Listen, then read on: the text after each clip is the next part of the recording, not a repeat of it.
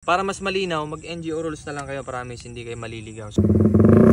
Kami nagsasabi sa atin sa comment section, ang linis niyan, kapwa, ganyan, ganito. Pero sa mata ng mga judges, mas kita nila kung madumi pa yung motor mo. So, nasa 150 pinakamababa, 150k. Itong makina na to, yung crankshell, at saka itong magneto cover, clutch cover, 150 na yan. Eh, hindi pa kasama tong black. Oh guys, ang mabilisan lang tayo na reveal ngayon kay Hera. Pakita ko rin sa inyo mga dinagdag natin dito kay Hera. Ito, unahin na natin to. Itong lighten natin na hub. Ayan, lighten na row 1 na hub yan guys. Lighten yan. Very rare yan. Meron pa tayo niyan mga stock at meron pa mga available niyan for sale. Kaya gumit na kayo ng sa inyo. CNC yan guys, CNC. Tapos ito, itong mismong bracket ng flange natin. Brake panel, ayan, yung brake panel natin, yung pinaka-hub niyan, row 1 din yan. Kaya kung papansinin nyo maigi yung detalye talaga. Marami kayong makikita ng detalye, kaso nga lang marami pa rin tayong kulang. Ayan, row 1 yan. Galing pa yan kay Boss row 1 yung bracket na yan. Meron tayo niyan, available para sa mga naka TRC speed drag na swing, na CNC rin. Ayan yung upgrade din natin na nadagdag dun sa huling gastos reveal natin. Kasama yan, yung swing na yan. Ayan, TRC speed drag na swing. Kasama yan. Tapos itong bracket kasama din yan. Ito kasama din. Ito papalitan din natin to na brake arm. Papalitan din natin yan. Front lighten na hub. Small hub yan. Row 1 yan guys. Na small ang itsura nya. Ibang iba yung design yan guys. Hindi lang siya ordinary alloy. CNC na yan. Stock brake tayo kasi NGO rules. Tapos syempre itong makina natin, pinalitan natin yan ng crankcase cover at saka crankshell mismo. Ayan yung crankshell natin na row 1. 1 out of siguro mga 12 pieces lang yan ngayon buong Pilipinas. Kasi marami na nakagit. Marami na guys. Naglipa na yan ngayon. Marami na kayong makikita na naka row 1 crankshell na. Crankshell natin na row 1. Ayan. Happy tayo dyan guys. Kasi nabigyan tayo ng pagkakataon ni Boss row 1 na magkaroon tayo niyan. Kasi iilan lang talaga, siguro nga mga 12 o 10 piraso lang yan ngayon sa buong Pilipinas. Kasi dumating na eh. Yung unang beses na nag-vlog ako niyan, dalawa lang. Isa kay Boss Rowan at saka isa tong sa akin. Ayan, kitang-kita nyo. Ayan, pati dyan sa ilalim, okay na yan. Naka-gas tank na rin tayo. Yung huling reveal kasi natin, hindi pa tayo naka-gas tank. So, ayan, dagdag natin yan sa susunod na full gastos reveal natin. Aside from that, yung mga nadagdag natin, ito, pinalitan lang natin to ng stock lever. Ayan, another thing pala. Mas gusto nila na stock look. So, dapat kulay itim lang to. Mas okay daw yon sa kanila. Depende na lang sa judge guys. Pero, kung i-modify nyo, depende pa rin sa inyo. Kung sa ikakalinis, ikakaganda ng motor nyo. Kung sa tingin nyo ay maganda, then go. Pero ito, papalitan natin ng stock kulay. Sundin natin yung payo ni Boss Pao na Pumuseno. Tapos ito, wala namang napansin dito na mali kasi stock caliper yan. NGO rules yan. Itong bracket, ayusin din natin yan. Ayan, yun pa yung mga adjustments na gagawin natin. Presyo ng row 1 crankshell. Ito pala, nakalimutan kong i-mention. Sprocket cover, ayan, TRC yan. Para buong CNC makikita nyo dyan. Ayan, CNC rin yan guys. TRC by row 1. Swabe yan guys, swabe lang talaga. Yung presyo ng crankcase at crankshell natin, pag pinagsama yan, nasa 150 mahigit.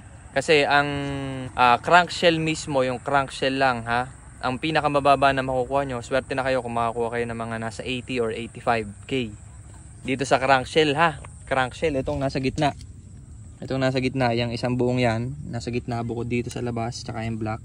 Yung mismong gitna, yung crankshell na yan ay pumepresyo na ng mga nasa 85. Mababa na yung 85. Depende sa pinagbilhan nyo. Yung iba nasa 90 o baka pumalo pa ng 100. Baka pumalo pa ng 100 kasi yung rarity ang binibilang natin dito. Guys, kung maghahanap naman kayo na itong crankcase cover natin. Punto ha, syempre hindi to kasama itong handlate natin ng mga bolts. Hindi kasama yan. Naka-handlate na yan lahat. Yung mga bolts natin dyan. Ba, hindi pala ito naka-handlate. Bakit hindi ito naka-ano? Aba, oo ano. Hindi natin napalitan? Nandito, ito. Binaba pa nga natin yan eh. Nakakabit dito sa isa. Hindi ko napansin yan. Pero yun nasa loob. Lahat yan. Tapos na yan. Ito, ayan, yung mismong crankcase cover na sinasabi. Ito yon yung sa magneto side. At saka, yung kabila naman ay clutch side. Ayan, ayun yung clutch side guys. Ang presyo naman yan ay yung 2 piraso ha, ang presyo nan ay nasa 65. Depende sa mabibilhan nyo guys, pero yung 65 good price na yon. Siguro 70 ganan, 75, depende nga sa nagbebenta sa inyo guys. Sinabihan ko na kayo dati, sa akin na kayo gumit. Yung crankshell natin, ewan ko kung ilang pa ang dadating. Ganon, kasi pag i-resell mo ng i-resell, baka tumaas pa ang value nito kasi very rare talaga. As in, mga 10 o 12 piraso lang talaga to. So ayan, alam nyo na ngayon ang presyo. Pwede to ha, itong dalawa. Nasa 150 pinakamababa, 150k. Itong makina na to, yung crankshell at saka itong magneto cover, clutch cover, 150 na yan. Hindi pa kasama tong black. Kaya pag straight row 1 na makina ang bubuuin nyo, ang kulang nyo na lang bukod sa 150 plus, siguro 160 na natin, 160 plus black at saka ito pa. Ito guys, naka row 1 na rin yan na head cover. Ayan, cylinder head cover, row 1 na rin yan. Pag in-straight nyo yung makina, tapos ito kasama to, mga nasa 12k yata to o 14k, depende na lang sa magpe-presyo din. Ito guys, depende sa mabibilhan nyo, pero ito ay nagre-range na mga nasa 14,000. Itong cover na to, sprocket cover, para makompleto nyo yung buong set ng row 1 na engine setup. Okay.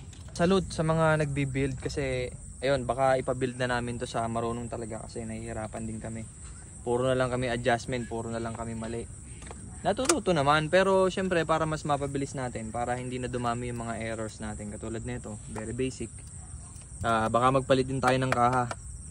Mas pinapaboran na kasi ng mga judges ngayon. Guys, yung stock kaha, stock look, pero madiin. Pagka tiningnan mo ng mas malalim, talaga madiin. Kasi ina-encourage ko kayo kahit dati pa na mag-NGO rules kayo para malinaw. Hindi kayo malilito kung ano bang dapat ikabit, ano bang mas madiin, ganyan ganito.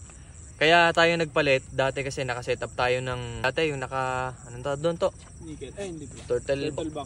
Turtle back yata yun. Tapos yung preno natin naka Brembo tayo na preno, Koken na levers. Ang hirap, hindi natin malaman kung ano ba talaga sa setup, kung ano ba yung madiin, yung sinasabi nila, ano bang mas madiin, yung ganyan, yung ganito. Nakakalito guys, kaya mas okay na invest na lang kayo sa NGO rules. Tingnan nyo ha, yung NGO rules kasi kahit stock kaha, stock preno, stock lever, stock switch, pasok sa NGO rules yan. Non-pro lang kayo guys, magpo-focus kayo sa makina, more on makina, at saka syempre yung linis ng build nyo.